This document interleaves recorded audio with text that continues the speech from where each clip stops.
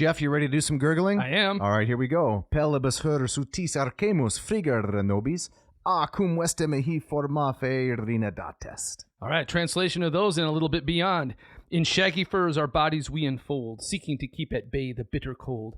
Now is given me with the wild beast's skin, such brutishness as once was housed therein.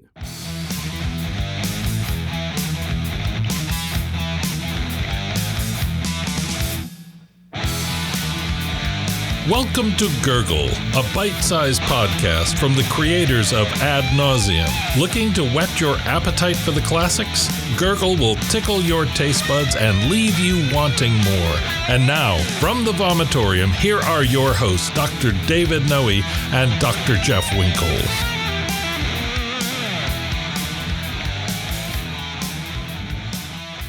All right, Jeff, we're getting into it and keeping a close eye on the clock today. Yes, indeed. So from the little audio teaser, we had two lines from Ovid's poems called the Tristia. Yes. These would be something like, what, sad letters from Pontus? Yeah, his weepy stuff. That's right. Yep. So this is post-exile or relegation when he's out somewhere along the Black Sea shivering his toes off because he's fallen afoul of Augustus. Yes, for a song and a mistake. That's right? correct. Yep. Carmen et error. I love the way you read that little bit of translation. Thank you. Can you tell us what's the idea and where are we going with this gurgle? Yeah, so the idea here is we're talking about this article, right, which explores man into beast transformations in Ovid's Metamorphoses, and talking about how Ovid portrays kind of human beings in animal form and their persona and psychology and the like.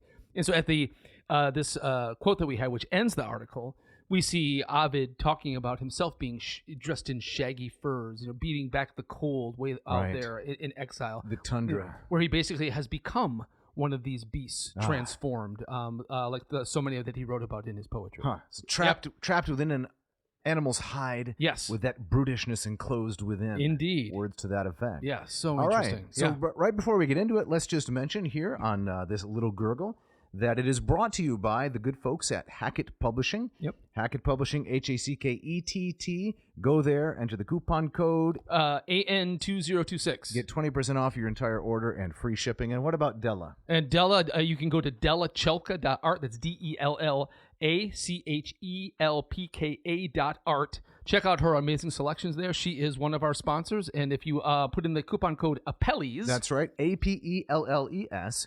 You get 10% off your entire order and free shipping within the continental United States. That's right. And finally, Dave, also Ratio Coffee. Do we want to mention? Yeah, let's put them at the end. Put them at the end. Kind of bookend, if that's all right. Yep.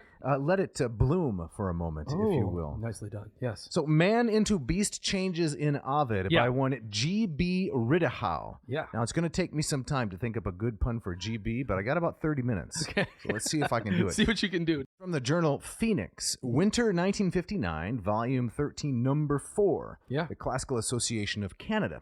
And what Riddehough is doing in this short article, 10 pages, I love it for its concision. Yeah, same here. Is he is examining and categorizing how it is that men turn into different kinds of beasts within the Metamorphoses. Right. So I'd like to start with a quote from right at the beginning. Please. And he says, one of the first things that strike a classical student who in mature life rereads Ovid's Metamorphoses is the poet's wonderful power of differentiation. Very seldom indeed does one metamorphosis seem a mere repetition of another. Another point, less commonly realized, is that Ovid is not trying to present the animal point of view as distinct from the humans.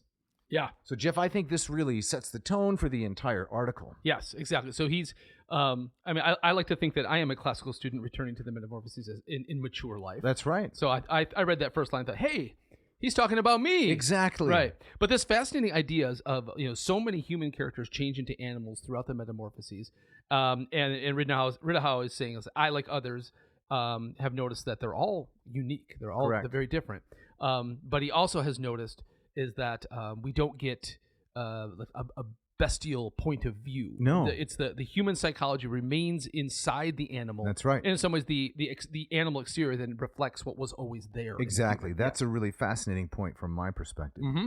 Riddehough says, whatever thoughts Ovid represents the man-turned-beast as possessing, they are nearly always something retained from the creature's earlier human state. Yeah. The change to animal means not so much new thoughts as new or intensified passions. Yeah, no, this made me think right away of Apuleius, Yes. right?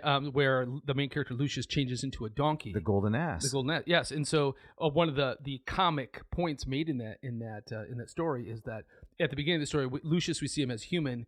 He is he is profligate with his passions. Yeah. And so him turning into a donkey, and the donkey was always associated in antiquity with kind of a hypersexuality. It says this is the correct form for him to turn into because that's who he always was. So, Jeff, if you were transformed into an animal, which animal do you think would most likely reflect some of your dominant or on the surface sort of passions and interests? You ever considered this? Well, I haven't really. What it makes me think of is my wife has often said that my spirit animal is a polar bear.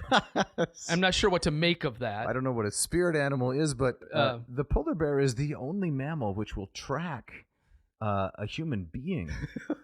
Will, actually actively hunt out. Yeah. This is what I'm told. Other sorts of mammals, your general large cat, will kill a human being if presented with the opportunity. Yes. You wander by a lion or a tiger. Yeah, they say, I could kill and eat that. But a polar bear will actually track you down. Is that right? I didn't know that. And I kind of like the menace of that. You want to be menacing? When my wife says, that it's my spirit animal, she probably just think like just large and lumbering. I see. Yeah. Lots of hibernation. So you haven't heard that term spirit animal before? I have, but I'm just trying to poke a little bit because it sounds a little bit floofy. It is floofy, but I think at its heart is kind of this idea is what we're talking about with exactly Ovid, right? So in what way would an animal kind of reflect your inner persona? Have you thought about this? Well, just right now, right before I asked you, because I knew the question was going to boomerang. Are you ready for this? I'm ready. Kangaroo. Really? Yes. How so? Well, I'm not sure that this is accurate because I've noticed that the gap between how we perceive ourselves and how others perceive us, that gap can be enormous. Indeed. It can be a yawning chasm, actually. And so I think that maybe this is one of those instances. A kangaroo is unique and unusual. Indeed, yeah. That's how I kind of see myself. I'm kind of a weirdo.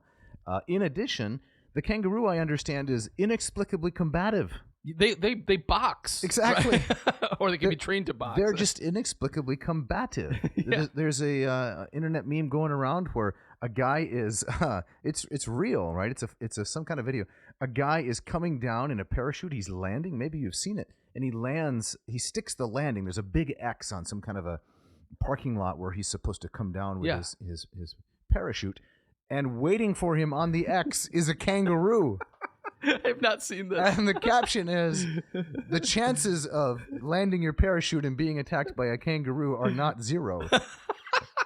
So this was not part of like a prank or anything. That kangaroo, apparently it's real. The kangaroo's just waiting for That's right. If you come down in Australia, you might just encounter this inexplicably combative animal. Yeah. So, I mean, there are other things I could think of, right? Right. Like a tortoise, animals that are considered sort of stoic. This is how I think I'm perceived, but I feel more kangaroo-ish. Yeah. I like, No, I'm kind of feeling that same vein. I think maybe I would like to see myself as like a bird of prey. You're kind of be stoically waiting up in the more like a pigeon is how I see you. That's great. I knew this was going to take a turn. I'm going to go with peregrine falcon. Stick with polar bear. Polar bear. All right. Okay. Then says Riddehough, to Ovid, thought is what separates the human from the animal, as it separates the Greek and the Roman from the barbarian. No doubt this is a mental snobbery from which no child of man can entirely escape. Ovid, at any rate, shows no desire to do so. That's interesting. At least, Ovid has the Roman sense of justice. If the man turned beast possesses repulsive qualities, they are due not so much to his transformation as to what was in him while he was still human. Right. Then he gives us 3 examples. There is Lycaon from Book 1, changed to a wolf, the guy that tried to sacrifice Jupiter, remember, and consume him. Then there is Daedalion, here's your guy, turned to a falcon. Yeah. Retains his fierce bitterness. Sounds like me. Sense what he suffered as a human being, incites him to inflict hurt himself. And I love this one. You want to read Picus? Yeah, Picus, angry at Circe, who has changed him into a bird, savagely stabs the bark of a tree, the first of the newborn race of woodpeckers. I love that image. Man. So it's just so filled with rage that he's just going to attack the nearest thing, which happens to be a tree. Right. Thus the etiology of the woodpecker. Right. Now, do you take this to be, this is, in Ovid writing this poetry, this is what he intends. is that he uses these You mean metamorphoses. Riddehough point? Well, That it is what Ovid intends? well, I don't know if this Riddehouse point mainly, but this is what Ovid himself intends, is that by presenting these metamorphoses, he is trying to reveal human nature. I think so. Okay. Absolutely. Yes. And that's one of the themes that Riddehough, I think, develops a little bit more. Last thing from the first page of the article, this part about the centaur Chiron. Can you read that portion, please? Sure. Riddehough writes, the nymph Okiroe finds her transformation into a mare made more tolerable because of a strange longing divinely sent upon her before the change to eat grass and to course the wide plains. I love that. So she's given a desire to graze. Correct. So just one day as you're walking along, say you're driving to work and you think, I could go for some grass. Exactly. I would love to run across the plain. So the gods sent her this desire, Yes. and then they change her into a horse. It smooths over the whole operation. Exactly. He continues, as a child of the centaur Chiron, she recognizes with a most engaging, if rueful frankness, that a certain horsey tendency has run in her family. Yeah. Yeah. Nice, huh? Yeah, that's very nice. Exactly. Okay. So then on the next page, Riddehough compares Homer to Ovid. And there are a few of these comparisons throughout. To my memory, never a comparison to Virgil, who has a few transformations, if I'm not mistaken. The ships, remember? It's not very significant, but the ships turn into dolphins. Oh, right. There are a few other kinds of transformations. There is, of course, Ascanius is substituted with Hermes, right? Right. Mercury substitutes for Ascanius. But it's not a major theme throughout. No, it's not. It's really kind of an afterthought. But at the top of 202, Riddehough says, where Homer merely says that the animals did the men no harm, this is speaking of Odyssey Book 10 and Circe, but fawned upon them, and Homer, in fact, gives us the impression that these animals were actual animals magically tamed by Circe, Ovid represents the men as a determined escort that brings the unlucky Greeks right to where the witches' handmaids can receive them. If these wolves and lionesses are metamorphosed human beings, it looks as though they wish to see other men share their fate. But even this seems more like a human than an animal reaction. Yeah, and if I had to pick between those two, I like the Ovidian quality too. Yeah. I do too. There's something more basic about Homer's telling, but I'm less interested in human beings changed into animals and thereby acting fully like animals. Where is the interest in that? Right. But human beings transformed into animals and then revealing human tendencies, that's the whole basis of Aesop. Right. The Chronicles of Narnia, and every other kind of story like that. Yeah, and it strikes me as also it's very human. Now, you're not a huge pet guy, right? Did you ever? I like small pets. Small pets, but I think of I'm not a huge pet guy. So my wife and I, we have a dog and a cat. Okay. And we have given them a full mythology, right? We on a daily basis we kind of decide what they like and what they don't like, and it can imbue them with a human personality. And you know that this is all bunk. Of course, right? But that's part of the fun. They don't like to read books. They don't have a backstory. They don't secretly want to enroll at Grand Valley or something like that, and you're just holding them back. Yeah, well, you haven't met my dog. She wants all of these things. What's the dog's name? Delphi.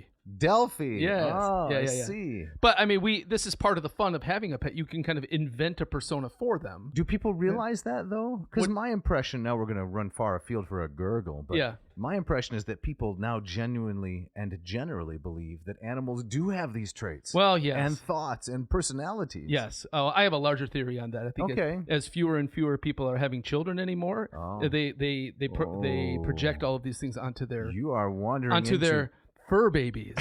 Political commentary, Winkle. Yeah. I'm 100% on board with the notion of making up stuff about the animals. Yes. I think that is fascinating. Yeah, I'd love it. It's great. It's great fun. It's creative writing, right? It's fiction. Right. The other stuff, I'm a little concerned about. Anyway, what does Delphi want to do? Delphi she's convinced that the entire world is plotting against her on a daily basis, and we have to work to kind of convince her reassure her that things are not all that bad. Huh? Yeah. Well, don't forget, of course, that your dog is experiencing life at 8 times the speed that you are. That's true. So one day is like 8 weeks. It's flying by. Exactly. Right. Yep. So on page 202 also, after the Homer comparison, he mentions briefly, we'll just mention this, that Ovid doesn't seem to have any particular sympathy toward animals. He cites the Fausti, something from the Metamorphoses, where there's cruelty to animals. Right. And he seems to say Ovid seems entirely Roman in that animals were to be used and not to be personified. Right. There's something about the fox being blamed for like a bad crop year, Right. And so you burn a fox, Correct. to kind of as almost like a scapegoat. Yeah, you burn it alive. Yes. So he says, it is hard to say just how sincere Ovid is in all this. There may well have been in the ancient world a widespread and not unnatural reluctance to slaughter the ox that had been a fellow worker, and in fact a member of one's household. And he mentions then that apparently Augustus, this is hard to believe, but there are 2 Belgian scholars that stand behind it. Augustus had some vegetarian impulses. Yeah, I noticed that too. I didn't plumb the footnotes to track this down. That was a bit of a head scratcher. Yeah. Moving on then to 203. He makes a good point about the different kinds of transformations with respect to witchcraft. I thought you would like this point. Yeah, he writes, and this brings me to another point. Few of the transformations recorded in the Metamorphoses are the result of mere humanly operated witchcraft.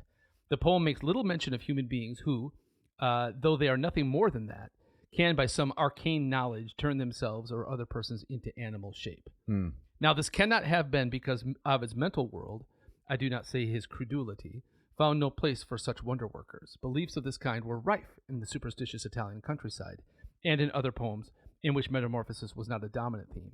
He did use them as literary material. Now, this is quite interesting because it does seem to kind of dovetail with a lot of kind of those creepy horror stories. Yeah, the things that you study, right? Yeah, the ability of a magician to pull down the moon or to bring about transformations like these. Right. Ovid more or less stays away from that. That's right. And these transformations happen for different reasons and by different forces. Yes, and that allows him, I think, in some ways, to humanize them and to focus on the human element. Right. To go back to your previous point, all of this is supposed to be revelatory of human nature. Right. And so at the bottom of that same page, we veer into something, Winkle, that's right in your bailiwick, right? Is that right? In your bailiwick, in your wheelhouse, Yeah. and is your bailiwick.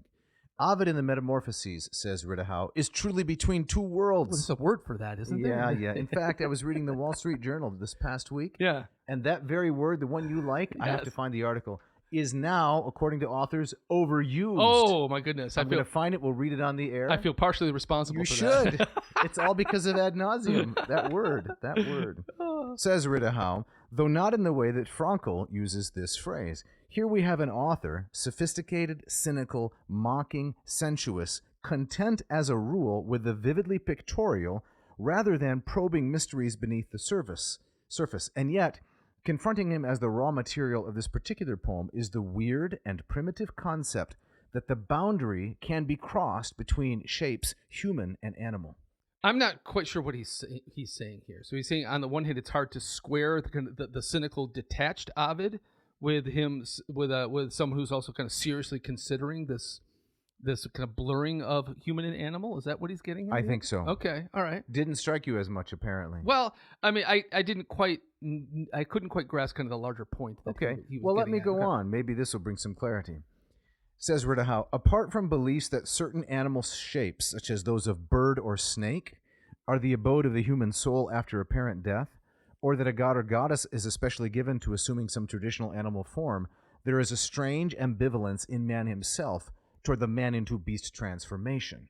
So I just want to point out that what he's putting his finger on is the Romans and the Greeks generally believed that if there was a transmigration of the soul, a metempsychosis, you're very likely to end up in a bird or a snake. I see. Gotcha. Not a kangaroo, not a polar bear, not any animal that we might think is noble, not your peregrine falcon or your golden eagle.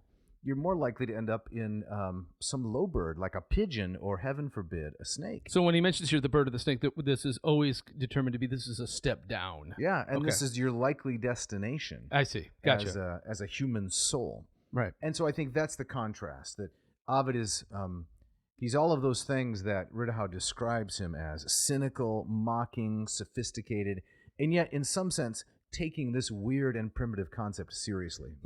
Yeah, I'm not sure if I totally follow him on that. My sense is that for the most part, when Ovid is talking about certain animals that humans are changing into, he's playing with kind of these folktale elements. Sure.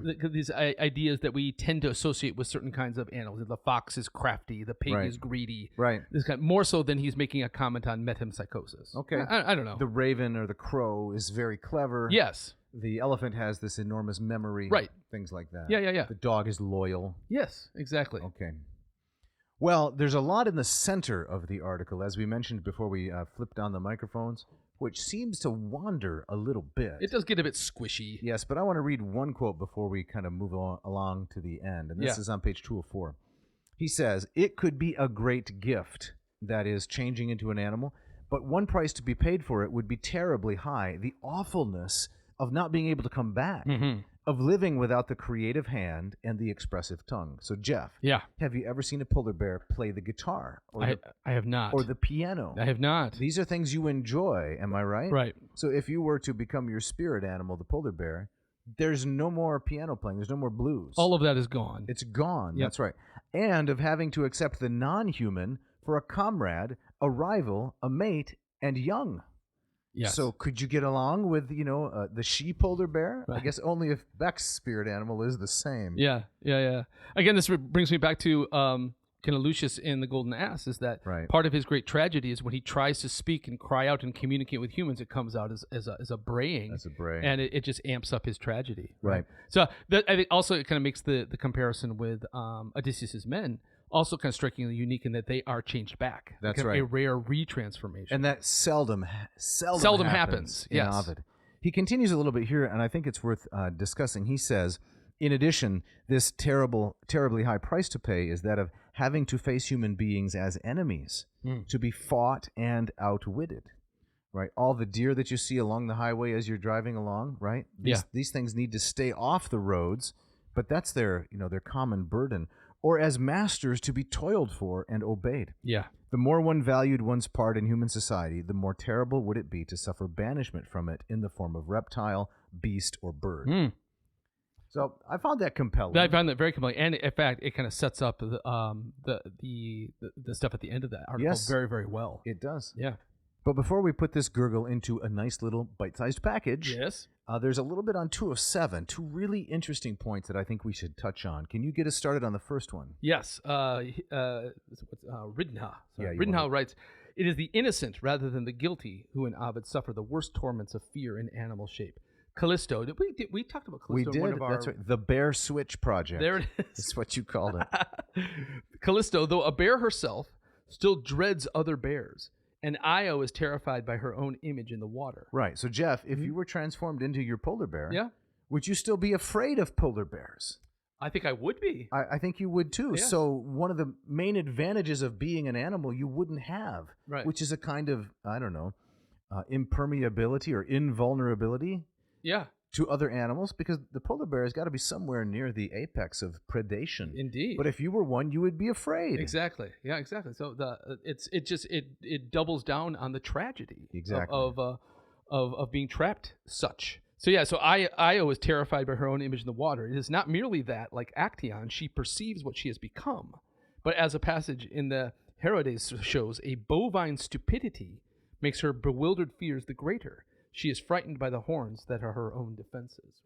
So the very things that as an animal should be a gift to you are things that kind of remind you of kind of how far from you are actually that thing. How far from a human being you are, you're saying. Yes. So here Ovid does something very interesting, because he's able to present the human being in animal form, but then he, I guess with Io having this bovine stupidity, she does have some cow qualities or bovine qualities, which is to be affrighted by something like her own horns. So it's a blending of the two characters, you might say. Yes, indeed. On the same page, we get the story of Circe and then King Midas, and this will bring us close to the end. One of Ovid's most effective tricks, says Riddehough, in creating the nightmarish element is to show a partial metamorphosis. Some grotesque or hideous accretion mocks the human form with which it is indissolubly welded, as when Scylla, too timid to wade far out from shore, this is Metamorphoses, Book 13, suddenly is aware of a host of horrible barking monsters about her waist, the result of her rival Circe's magic.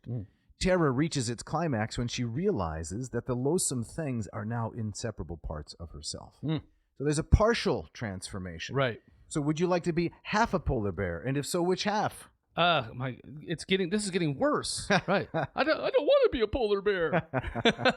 Yes. This is what in cinema lingo, this is what we call body horror. Oh, okay. Right, and so that here where when you become a kind of composite beast. Or, Okay. Did you ever see Jeff Goldblum in The Fly? No, I haven't. However, I am put in mind of a movie. I don't know. I was on an airplane or something when there's just nothing to do. Yes. Right.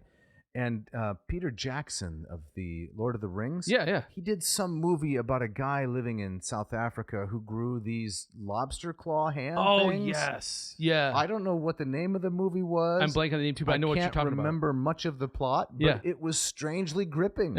Really? Yes, it was.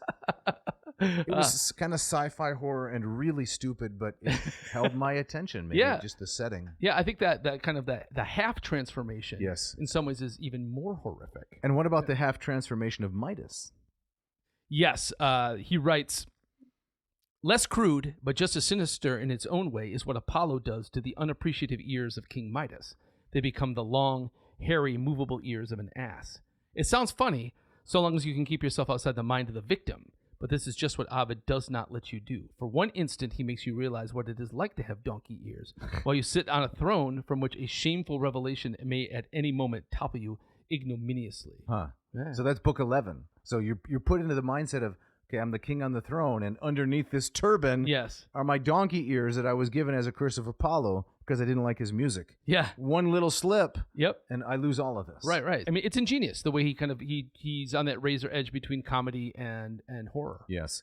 And I think the reason people know about Midas, the gold story, is because we are naturally avaricious.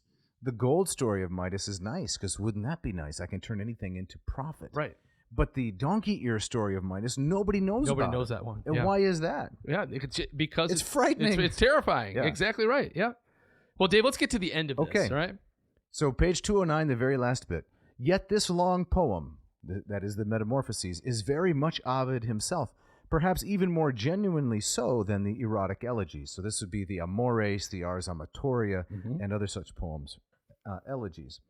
Throughout these changes, says Riddehough, from human form to some other shape, the reader is constantly reminded how precious it is in Ovid's eyes to be human and a member of kindly and civilized society, and how wonderful a thing it is that humanities, which we so readily take for granted. So the humanities, this is the Latin word for essential humanity, wherever that resides. Riddehough continues, when we read how men and women long ago were caught by mysterious forces and carried off into a wild, non-human world, we are less disposed to be incredulous than to rejoice that such things cannot happen nowadays, when not even Caesar Augustus has power to decree such banishments. Now, before we wrap it up, I just want to say that when it's a bitterly cold winter here in Michigan, or when it's just raining buckets and the wind is blowing, this is a moment where I have a little sympathy for the, woodland creatures. I'm sitting inside my comfortable little room with the, on my couch with the heat turned up, and I think, how in the world are the animals that you see in the summer, how are they enduring this? Right. How can they possibly survive? Yeah. And so, for me, that's a lot of what it means to be humanities. Yeah. But I'm not thinking about the guitar playing and the piano playing. Right, which no. is probably more essentially human. Very well said. Yeah. Well, Riddehough winds up with this paragraph. It says, not even Caesar Augustus? And we wonder. We picture those last years of Ovid, confined in his bleak exile at Thomas, as fast as any of his heroes or heroines were locked in the body of a beast or bird. We envisage him slinking along the streets where, just like a beast of chase, one may have to dread the flight of an arrow, and a poisoned arrow at that. We see him bundled up in furs, in that fierce winter cold, as shapeless as a form as Callisto herself, the bear that was once human. We imagine him asking himself whether, after all, there is very much difference between the transformati of legend and the relegati of bitter actuality. And we wonder whether, at such a moment, he felt like adding to his Tristia some lines like these. And here we get those lines which we teased at the top. That's right. In shaggy furs our bodies we enfold, and so forth. Well, that's a gurgle. That's a gurgle. We have a couple quick housekeeping items to dispense with before we say goodbye. And the first one is to mention Racial Coffee. Yes. So do yourself a favor. Go to racialcoffee.com/AdNaserium. Find one of these wonderful machines and pick one up. If you use this coupon code Dave, ANRatio 2026, you'll get $20 off your entire order. Check that out. Yes. We also have the long-awaited drawing for the second set of the Aristotle Complete Works, courtesy of Hackett. And we have the entries in. So now you are going to be the Price Waterhouse and Cooper or Deloitte and Touche or something like that. Okay. You're going to be the check on this completely random process. Indeed. And so we're going to enter into the AI, generate a random number between 1 and 23. I'm pushing the generate button right now. And the number that we get is, what is the number? Drum roll. Should it really take this long? 17. 17? And who is number 17? Number 17 is Mr. Justin Nail. Justin Nail. Yes, he somethinged it right on the head, you might say. Fantastic. In terms of winning, right? Yeah. Winning the complete set of Aristotle, the complete works of Aristotle in the 2-volume set. Congratulations, Justin. They're on their way. Now, Dave, before we do our thank yous, yes, you promised that you were going to come up with a pun on GB. Yeah, GB Riddehough, the author of this article who's doing our work for us today. Right. Let's say it stands for growling beast. Perfect. Doesn't that fit? Perfect. Okay, we want to say thank you to Mishka, our sound engineer, for putting this together quickly, and we want to thank also Jeff Sheets for the shredding guitar music, who's going to take us out. Thanks for listening. Thanks for listening.